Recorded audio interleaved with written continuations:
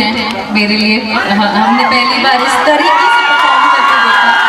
बहुत अच्छे कलाकार हैं आप दोनों और इतना सम्मान देने के लिए बेहद शुक्रिया आप दोनों। अरे आप उसके काबिल हैं।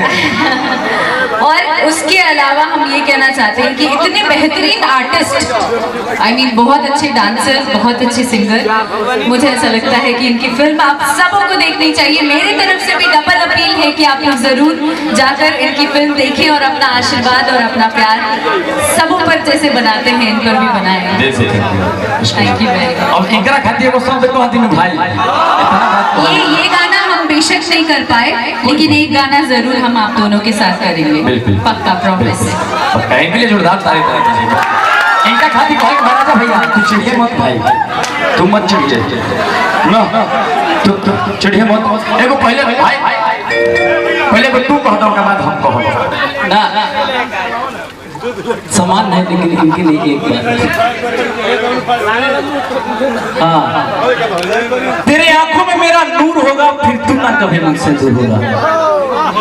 दिल का बात है, क्या खाती हमारा खाती है इनके लिए। अरे तेरे आंखों में मेरा नूर होगा फिर तू ना कभी मुझसे दूर होगा। सोच उस पल जान क्या गुजरेगी। हाँ हाँ, तेरे आंखों दिल के पार हो गई तो जिस्म हमार हो हमेशा हमारी रही, लेकिन दिल से धड़कन भी निकल के तुहार हो। क्या कही कि इनका कुछ बुझाता ना बा, इन्हें बेधोता इन्हें दुखातो ना। क्या कही कि इनका कुछ बुझाता ना बा, इन्हें बेधोता इन्हें दुखातो ना बा, इन्हें लहकोता इन्हें धुआतो ना बा। तो तरीक बार हाला को दो। इनके सम्मान में आप सब ताली बजाइएगा। हाँ, हम लोग गाएंगे।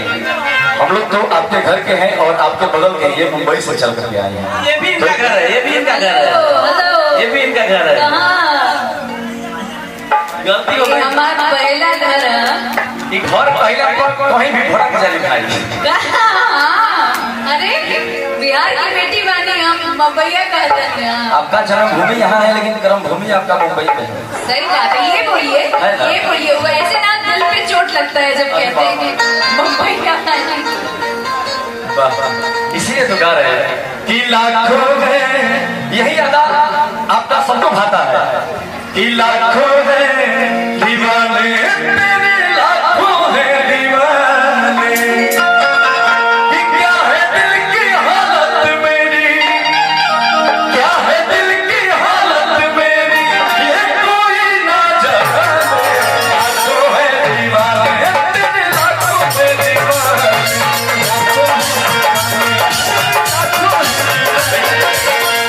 और एक बार इनके सम्मान में आप लोग ताली बजा देंगे, दोनों हाथों को उठा लीजिए इनके सम्मान में। इनके लिए जितने लोग इनसे मोहब्बत करते हैं दोनों हाथों को उठा लीजिए और सभी लोग ताली को बजा देंगे कि लाखों है दीवाने तेरे, लाखों है दीवाने।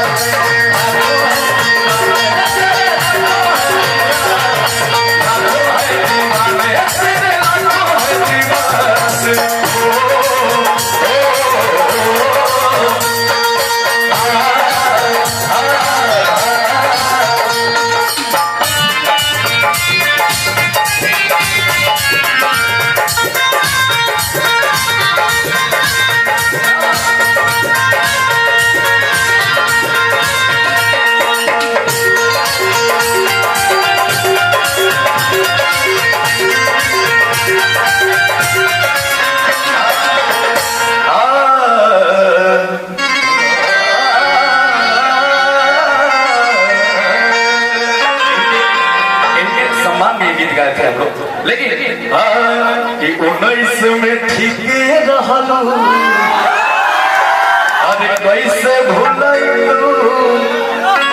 अपना न भर के बाबू, सीधियों न पैलू अलग बीस में इरादा बदलना। तब अक्षरा जी बोलती हैं, अक्षरा जी कहाँ बोलती हैं? तेरा बहुत भाई तोरा बहुत अच्छा जिसे तेरे होता हम देखो तने भाई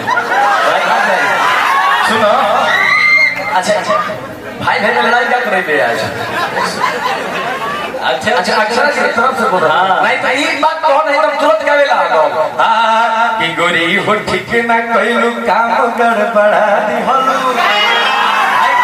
जोन भी बात फ्रेश बोल रहा है तुम तुरंत गावे लगो कि गोरी हो ठीक ना कइलू काम गड़बड़ा दिहलू आ एको ही रात पतू पैसा लड़ा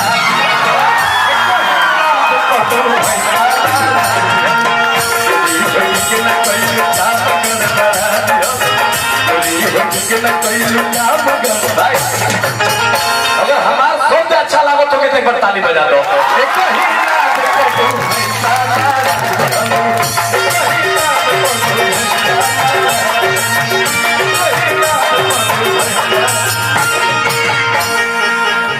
समझे भाई इसलिए तला के बीच में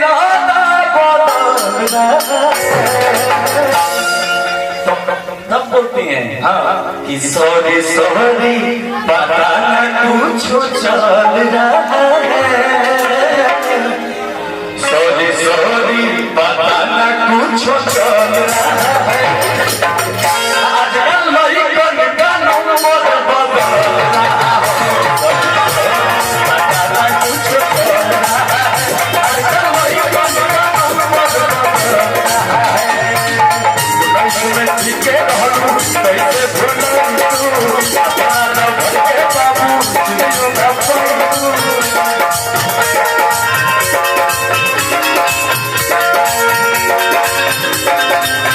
कैसे ठीके रहलू कैसे भूलू अपना भटके बाबू जियो ना पाऊ लागे बीच में इरादा बदल रहा है लागे बीच में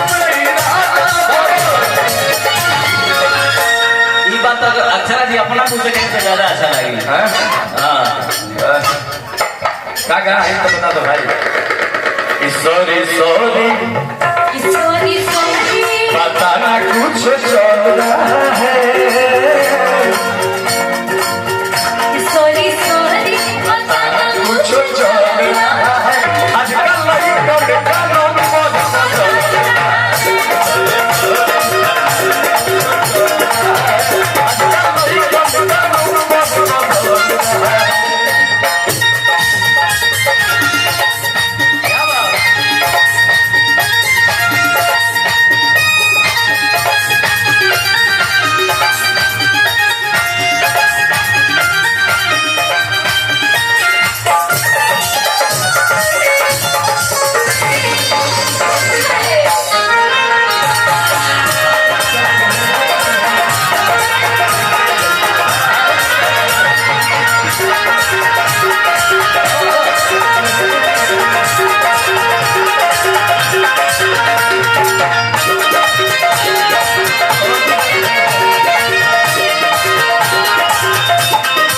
अच्छा एगो होली हमने के गीत रोले वाले जा जोना के प्यार ढालो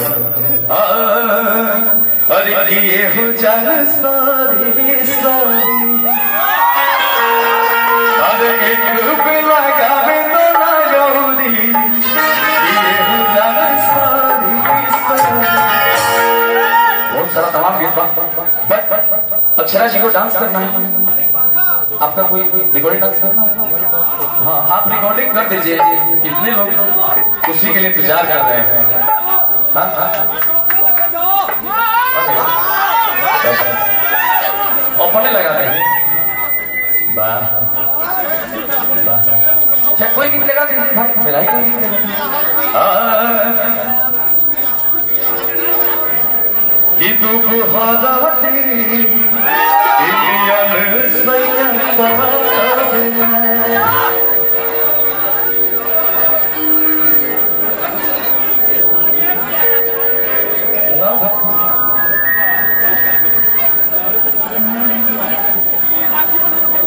बहाना दे अदनियन सैया पाता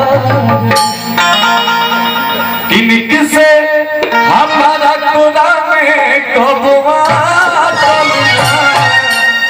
अनिक से हमारा कोना में कबवा ये देखिए अक्षरा जी कलाकारी हमको भोजपुरी में सबसे अच्छा डांस इनका लगता है। ये नहीं कि आप हैं इसलिए बोल रहा हूँ। हम दोनों भाई कहते हैं, ये नहीं कि हमारे सामने आप हैं इसलिए नहीं बोल रहे हो, हम कहीं भी बोलते हैं। आप डांस बहुत कमाल के करते हैं। तुम्हारा दिनिया में सैया पर में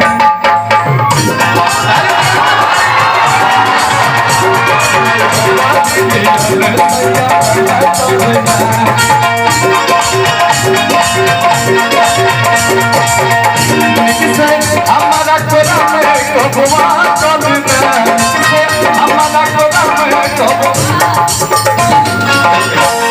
एक बार क्या साथ होम डांस कर दी भाई, मैंने कोस के कहा लोग सबके मन में। आइए तो अक्षरा जी आइए, हाँ जी आइए एक बार यहाँ पे आ जाइए। हाँ जी, हम आपके साथ एक बार डांस कर देते हैं।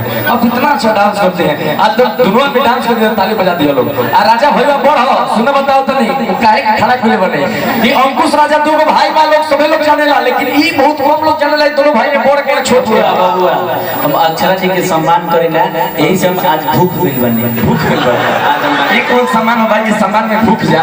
हम बताओ तो नहीं देखा राजा भैया जो बड़े बोल हवे तो हमें से कहता नहीं कि राजा भैया तू घसुर लग जे, मैं से आराम से खड़े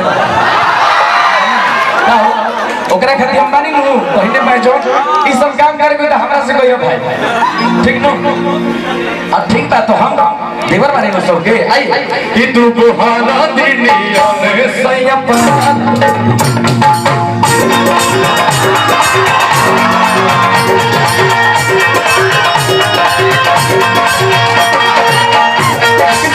हमारा कोरा में सबवा चलना, हमारा कोरा में सबवा चलना, तू बुहाना दिनिया